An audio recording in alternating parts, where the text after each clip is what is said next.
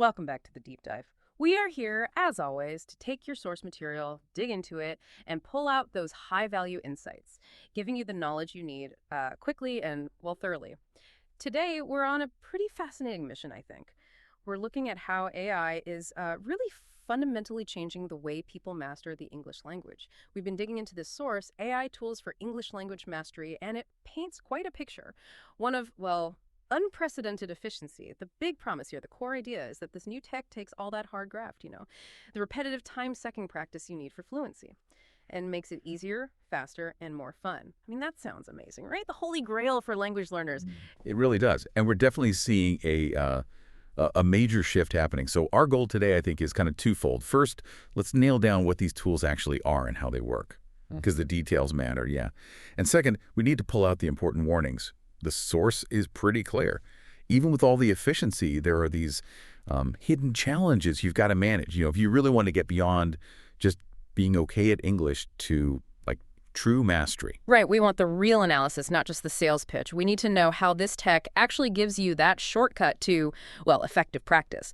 Okay, so let's unpack this then. When we talk about AI changing English learning, what are we talking about? What specific technologies? What's actually in this AI toolbox? Yeah, good question. It's more like an ecosystem now, much more advanced than those early language apps. Our source highlights 5 main things driving the change. We're talking about highly interactive chatbots. These aren't simple Q&A bots. They can hold proper contextual conversations. Then you've got dedicated voice assistants for real-time speaking practice. And beyond those, it gets really specific. Things like smart apps that kind of manage your whole learning plan. Plus, specialized pronunciation apps using pretty complex audio analysis, and these adaptive smart vocabulary trainers. They adjust based on how quickly you forget words. It's clever stuff. That difference is really key, isn't it? It's not just looking up a word. It's about optimizing all those drills, all those interactions you need to really get a language into your head. Yeah. So the AI is meant to handle the kind of boring repetition, making sure your practice time hits exactly where you're weak. Precisely. Yeah, it shifts practice from being sort of random to being really intentional, data-driven. And that personalization, that's where the big efficiency boost comes from. Okay, this is where it gets really interesting for me. How do these tools go beyond just checking definitions? How do they actually help with the core communication skills? Let's focus on applying them across those 3 main areas. Speaking, listening, writing. Let's take speaking and pronunciation first. I mean, before AI getting feedback on subtle sound errors, you needed a trained human teacher for that. How are these new apps giving that kind of sophisticated feedback? Well, they use some pretty high-level acoustic analysis. It's not just basic voice recognition like, did you say the right word? No, it's more like spectral analysis. They actually break down the sound waves of your voice, and they compare specific features, things like vowel formants, against this huge database of native speaker sounds. Wow. So say you're mixing up the O ship and the E and sheep, and the classic one, right? Right. The AI can literally show you a visual map of your pronunciation, score it phonetically, and give you immediate targeted feedback, maybe even about your mouth position. Getting that kind of instant, non-judgmental correction on essentially a fine motor skill, that's just, well, it's completely new. That is incredibly deep. It's not just, that sounded a bit off. It's, here's the exact acoustic reason that vowel might confuse someone. Okay. Okay, let's switch to listening comprehension. Listening's often about catching fast speech, filtering out noise. It can be really frustrating. How does AI help there? The key thing AI offers is adaptive challenge. It can change the difficulty on the fly based on how you're doing. So if you find a dialogue tricky, the AI might say, slow it down instantly, or boost the audio clarity. Or, and this is crucial, it might change the density of difficult vocabulary in the next practice clip it gives you. So it adapts the next step too. Exactly. And we're also seeing really high customization around dialects if you know you need to understand Londoners, for example. Right. You can choose content focusing specifically on British English, sounds, words, rhythm. The tool isn't just giving you generic English, it's tailoring the whole sound environment, right down to regional accents. That is a powerful way to focus your prep. Okay, and finally, writing. Structure, grammar. Before AI, writing feedback was slow, wasn't it? You hand something in, wait days, get red marks back.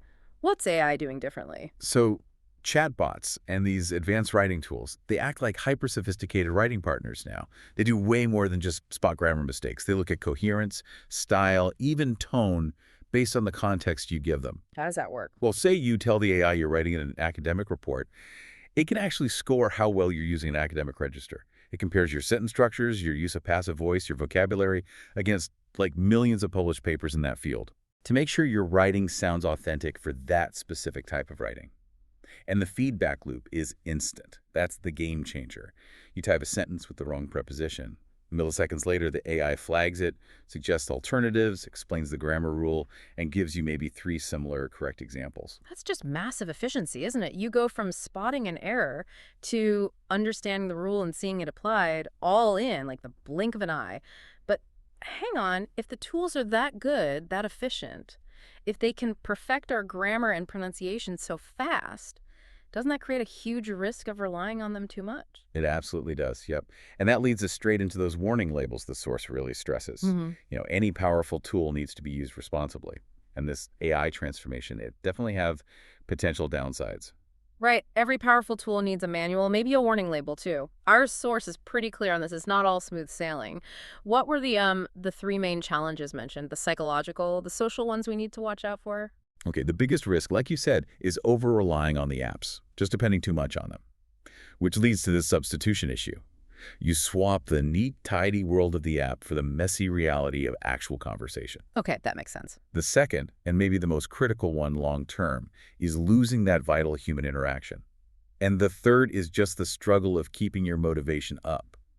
If your whole learning world is just you and a screen, without the accountability or shared feeling of a class or a chat partner. Let's dig into that loss of human interaction a bit more. If the AI gives perfect grammar fixes and simulates fluent dialogue, why is real conversation still so important for mastery? What exactly gets lost if you only practice with the tech? That's a great question.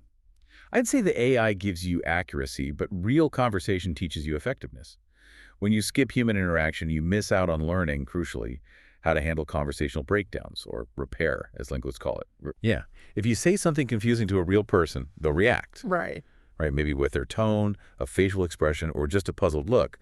And you then have to adapt. You have to clarify, rephrase, fix it in real time. I see. The AI, even a really good chatbot, often just smooths things over or guesses your meaning too well.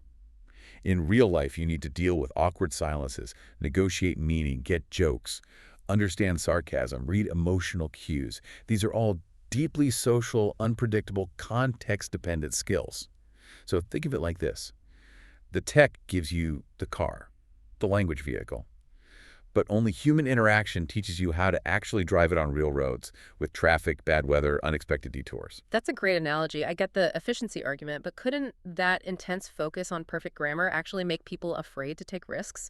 If the AI is constantly correcting every little thing perfectly, maybe I'd get scared of making mistakes with a real person, where the feedback isn't instant or might feel, I don't know, more judgmental. That is exactly the tension. You've hit the nail on the head. The AI is fantastic for building structural accuracy, which you absolutely need.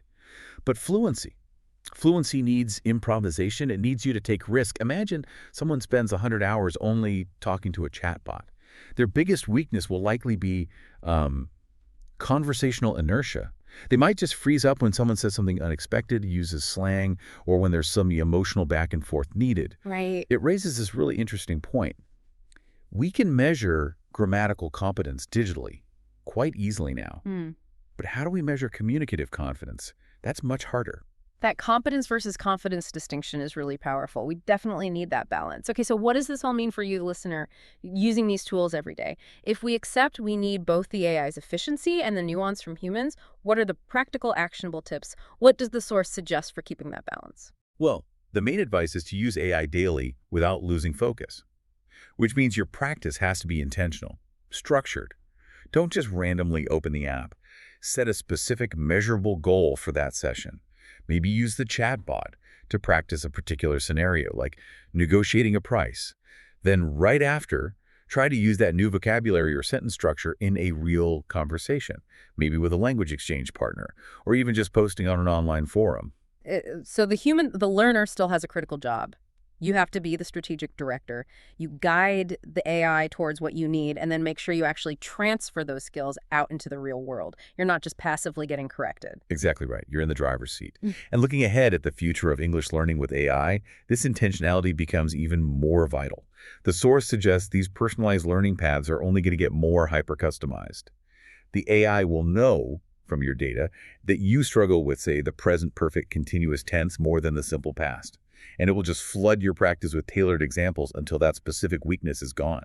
Essentially, the tech is building this incredibly detailed scaffolding around the whole learning process.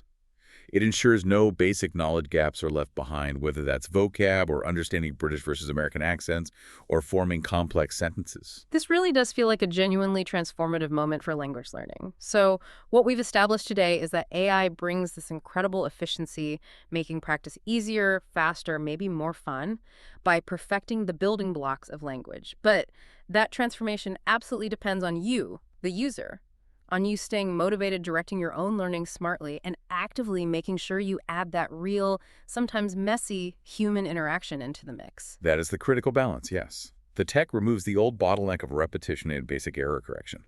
But the human learner has to make sure they don't create a new bottleneck, the bottleneck of isolation.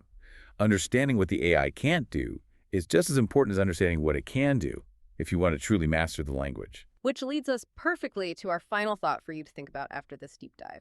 If AI can give you perfect, instant practice for grammar and vocabulary, making your skills structurally flawless, what unique role is left for the human teacher or the conversation partner in the future? What will they need to provide to ensure true English language mastery? If AI handles the accuracy part, what are those nuanced, social, contextual skills, the ones tied to confidence and real-world effectiveness that AI might never be able to fully replace? That, perhaps, is where the next stage of mastery will really be defined.